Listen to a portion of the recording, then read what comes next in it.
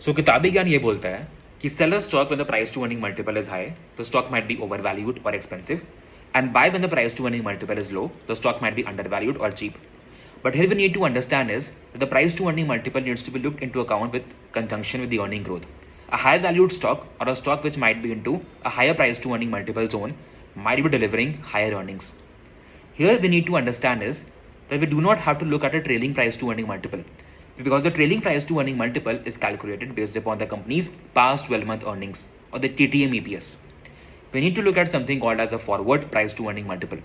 The forward price to earning multiple takes into account the current market price and divides this by the forward EPS forecast. Also here we need to understand is if the forward price to earning multiple of a growth company is into a reasonable zone or might be even high. Maybe the market is pricing in the higher earning growth trajectory for that company. But if the forward price to earning multiple is sheerly low or in single digit for a high growth company, we can take into account that maybe the market is pricing degrowth in earnings, or the ROE or the ROC numbers might be highly suppressed in future. One more point which is happening with the Indian IT companies per se.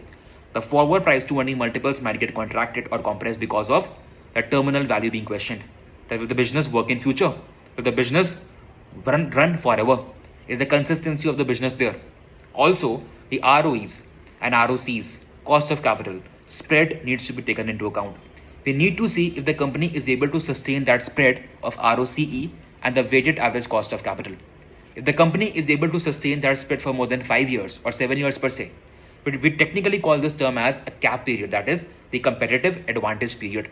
If the company is able to sustain the spread of the ROCEs and the cost of capital for more than 5 years or 7 years, anyways, the forward price to earning multiple might be high, and even the current price to earning multiple might be high.